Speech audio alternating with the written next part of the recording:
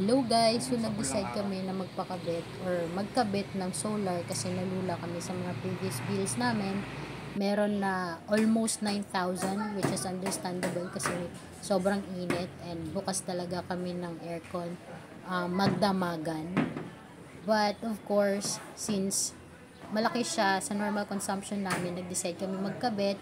And FYI guys this is DIY solar setup. So kita nyo naman yung asawa ko nagsisetup kahit gabi na kasi we're eager na mapababa talaga yung bill namin. And this month, nakapag-consume kami ng 239 kilowatt sa Meralco, then 92 kilowatt sa solar namin, which is malaking bagay. So from almost 9,000 bumaba kami ng almost 3K lang. So yung binabayad namin previously, so magagamit namin sa other expenses namin. So guys, if you want na magpakabit ng solar, pwede kayo mag-inquire online or pwede din kayo mag-YouTube. Madami namang setup sa YouTube. Tapos yung asawa ko sa YouTube lang din siya tumingin. Tapos ginaya niya lang, then nag-order siya ng mga gagamitin online. So 3 kilowatt setup. So currently meron tayong 26.2 volts battery. Ang load natin ay 1,300 watts, almost 7 amperes, 6.5 amperes.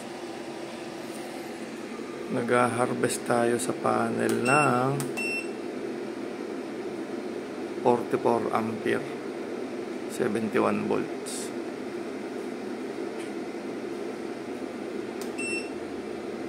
So sa 1,300 ano ang load natin.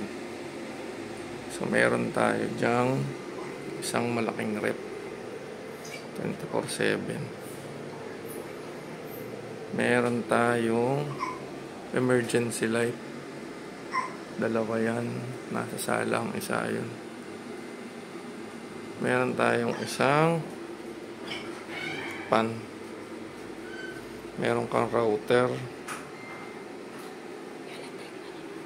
merong electric nandun kila nanay. Bukas ang PC, yung sa akin hindi pa bukas eh. At ang pinakamabigat na load natin ay isang aircon na 1 horsepower na nakaset sa 25 degrees. So yun yung mga load natin. Ang kinukonsumo niya in total ay 1,300 watts, 26.3 volts. So kaya siya ng isang 24 volts 100 each. So kung malaki-laki yung capacity core natin, kaya siguro dalawang aircon bukas na 1 horsepower or yung isang 2 horsepower sa master. Tapos na-testing namin yung rice cooker, inaabot siya ng 800 watts, kaya hindi namin pinagsasabay. So maganda kasi ang sikat ng araw ngayon, walang ulap, walang ulan, kaya nasusustain. Tapos yung 1.3, kapag nag-inverter yung aircon, bababa pa yan.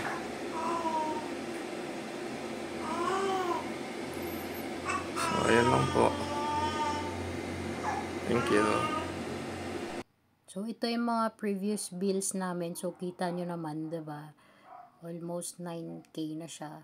Malaking bagay talaga yung solar. So if you want guys, pwede nyo namang i-PM or mag-comment kayo kung gusto nyo mag-inquire, sasagutin ng asawa ko. Then ito, yung kasunod is, ito na yung bill namin right now this month. So 208, 2,859 na lang.